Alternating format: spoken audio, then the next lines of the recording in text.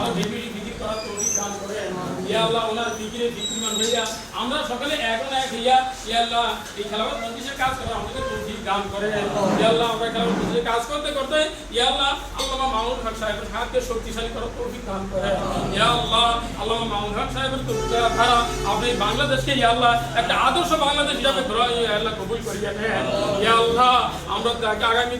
প্রজন্মে দেখতে চাই আল্লামা মামুন হকের দ্বারা ইয়া আল্লাহ এই বাংলাদেশ পরিচালিত হয় ইয়া আল্লাহ প্রধানমন্ত্রী কার্যকারী আল্লাহ ওনার দ্বারা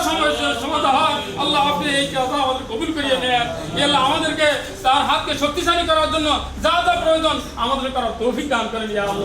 ইয়া আল্লাহ আরো বেশি বেশি করে আমাদের এলাকার ভিতরে এই